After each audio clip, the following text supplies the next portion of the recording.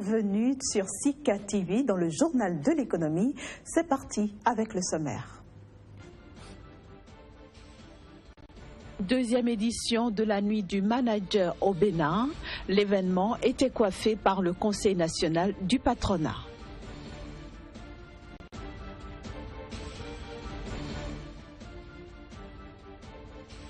L'économie soudanaise a besoin de réformes structurelles rapides pour se relancer.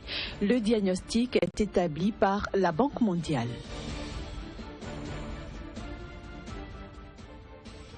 Enfin, la société sucrière du Cameroun organise une vente promotionnelle pour juguler la pénurie du sucre qui sévit dans le pays. Pour la deuxième fois de son histoire, Cotonou, la capitale économique du Bénin, a abrité la semaine dernière la nuit des managers. L'événement s'est déroulé sous l'égide du Conseil national du patronat. Voici les images. C'est la deuxième nuit des managers, un événement initié par la Commission Tourisme Hôtellerie Prestataire de Services du Conseil national du patronat CNP. Comme l'indique son nom, cette soirée est consacrée aux acteurs du secteur de l'entrepreneuriat. Issue d'une assemblée générale il y a 2 ans, la nuit des managers a été lancée pour 2 raisons. D'une part pour rapprocher les entrepreneurs et d'autre part pour renflouer la trésorerie de l'association.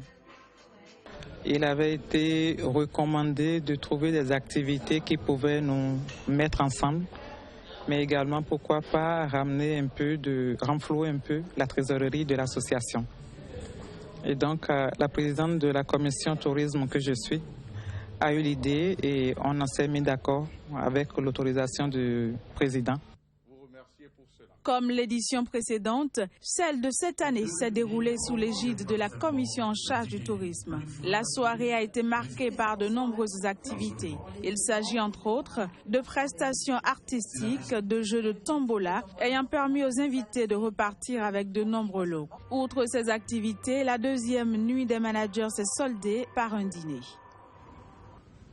Le Soudan doit entreprendre des réformes structurelles rapides pour relancer son économie qui est confrontée à plusieurs difficultés, dont entre autres les sanctions qui pèsent sur le pays et la dévaluation de sa monnaie. C'est ce qui ressort d'un rapport de la Banque mondiale établi dimanche, un rapport que nous présente ici son auteur. La levée des sanctions est bien sûr une question politique dans laquelle la Banque mondiale n'a pas de rôle à jouer. Mais certainement, les sanctions, elles, jouent un rôle dans bien des cas. Il y a la question de l'accès aux devises et le fait que lorsque vous vous engagez dans le commerce avec d'autres pays, transférer de l'argent dans un autre pays à travers le système bancaire formel est relativement difficile et ça joue sans doute un rôle. Le Soudan est dans une situation particulière parce que les prix des matières premières ont baissé et avec la sécession du Soudan du Sud, le pays a perdu une partie de sa production de pétrole. Il y a donc cette double souffrance en ce moment même parce que la production est en baisse et les prix sont en baisse. Et c'est la raison pour laquelle il est très important d'aller à la diversification. Retour maintenant sur la visite que le Premier ministre français a effectuée la semaine dernière au Sénégal. Accompagné de plusieurs ministres de son gouvernement, Manuel Valls a procédé à la signature de plusieurs conventions de financement afin justement de booster davantage les relations entre Dakar et Paris. La coopération entre le Sénégal et la France se porte bien, même très bien, a rappelé Manuel Valls, le Premier ministre français, lors d'une conférence de presse conjointe animée avec son homologue sénégalais. Un partenariat ancien et solide, vieux de plus de 300 ans, vivement salué par les 2 parties, qui par la suite ont annoncé plusieurs projets en perspective. Le TR, le train express régional, également des infrastructures nouvelles en matière toujours de chemin de fer, mais aussi en matière d'autoroutes. Les partenariats franco-sénégalais couvrent aujourd'hui tous les domaines de coopération, des énergies renouvelables à la lutte contre le réchauffement climatique, la maîtrise des migrations, le développement économique, les transports ou encore l'hydrocarbure. Parlant du Sénégal, Manuel Valls a salué un pays exemplaire en Afrique. Moi, je veux saluer d'un mot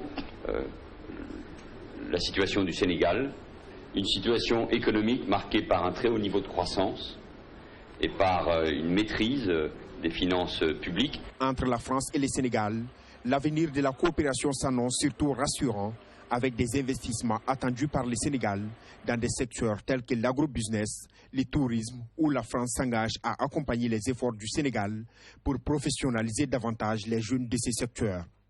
Le Sénégal, qui vient de découvrir du pétrole et du gaz sur son sol, a mis à profit la présence de Manuel Valls pour lancer un appel aux promoteurs français qu'ils puissent arriver dans le cadre de l'exploitation de ces ressources.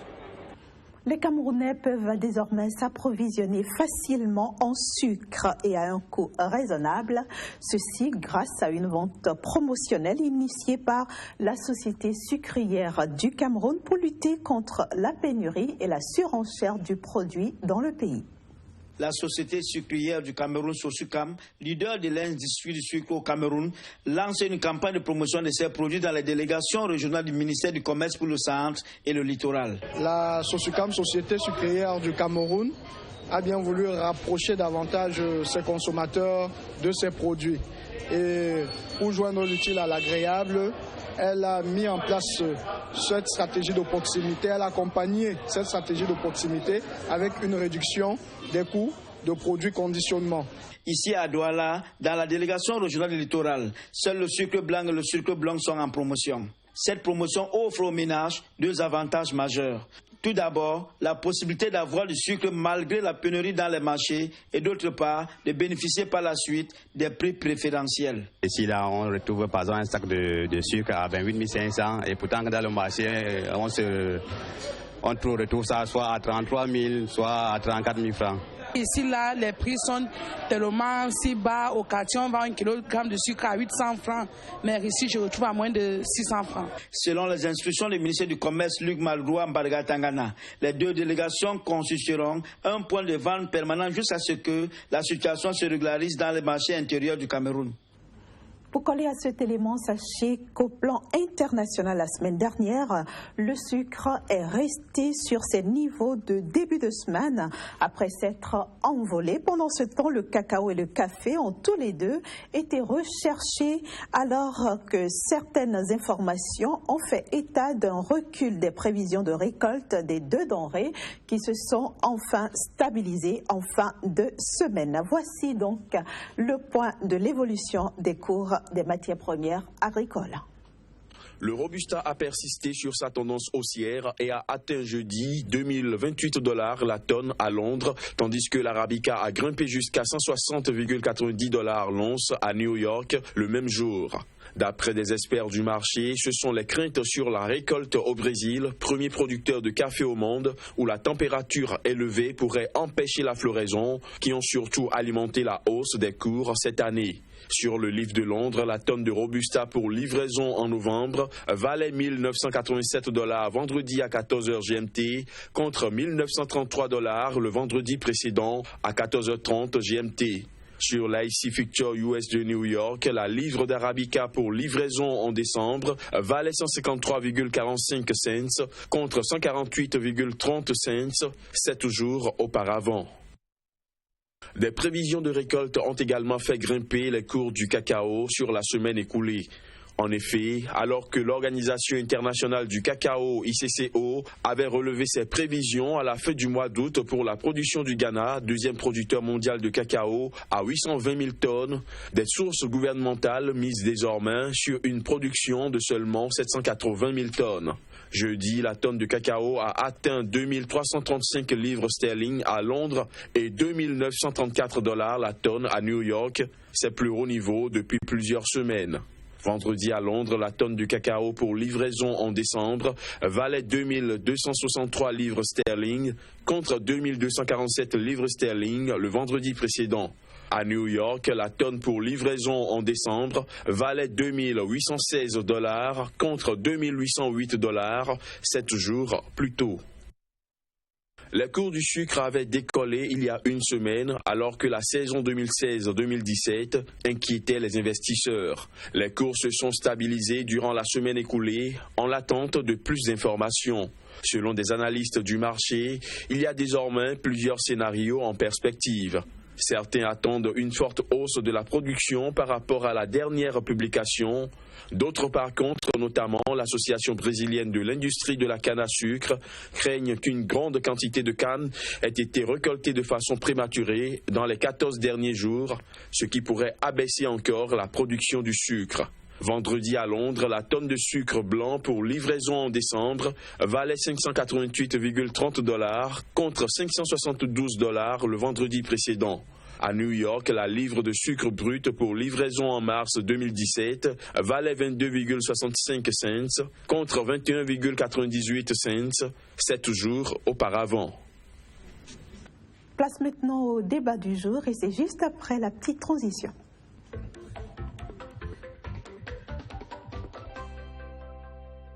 Et nous retrouvons Casimir Pédior. Bonjour Casimir et bienvenue. Merci Inès, bonjour. Alors l'Afrique produit du riz plus vite qu'elle n'en consomme en réalité. Bien sûr Inès, c'est les données statistiques qui le prouvent. Désormais, le continent africain commence par s'inscrire dans la dynamique de la production de masse au niveau donc des pays, de certains pays qui ont quand même la geste de la pluviométrie, mais également des techniques culturelles aujourd'hui et qui sont en train de comprendre que la production locale devrait normalement damer le pion à l'importation. Donc certains pays s'illustrent positivement dans la production du riz pour pouvoir booster leur économie, mais également assumer la sécurité alimentaire pour la population. Et quelles peuvent être les conséquences de cette surproduction? C'est déjà barrer la route à cette crise internationale qui frappe le continent, crise liée à la baisse du coût du pétrole qui est aujourd'hui en train de frapper certains pays comme l'Angola, comme le Nigeria et bien d'autres. Et donc, beaucoup de devises pourront désormais être engrangées grâce donc, à cette production qui est en train de renaître. Il y a aussi que les populations disposeront désormais d'une consommation locale et qui forcément va réduire le coût de la consommation quand on prend un pays comme le Nigeria. Et sur un autre plan, il faut dire aujourd'hui que l'Afrique commence progressivement par prendre ses responsabilités en termes d'exportation de ces produits et aussi de la transformation. Donc voilà, d'ici 5 ans, d'ici 10 ans, l'Afrique pourra aussi faire parler de lui sur l'échiquier mondial en termes d'exportation de production de riz. Vous parlez des populations, Casimir Pédior. L'expérience a quand même montré qu'elles préfèrent le riz importé au riz local. Bien sûr, parce que jusqu'à présent, l'Afrique n'a pas encore réussi la technologie en la matière. La production ne satisfait pas encore la qualité et donc il va falloir travailler beaucoup pour ça. L'Afrique continue pas à faire donc confiance au riz thaïlandais, au riz indien et bien d'autres encore qui ne continuent pas à dicter leurs lois par ici, il faut le dire. Et aujourd'hui, l'industrialisation doit passer forcément par cette production pour pouvoir corriger les choses, pour que désormais un pays, par exemple comme le Nigeria, premier producteur au niveau de l'Afrique de l'Ouest, puisse reprendre la production, puisse dicter donc sa loi à des pays asiatiques. Merci beaucoup Casimir Pédior, merci d'être venu éclairer notre lanterne sur ce sujet. On se dit à très bientôt. Toujours avec le même plaisir. Chers amis téléspectateurs, à vous aussi, je dis à très bientôt sur un autre numéro du Journal de l'économie. Au revoir.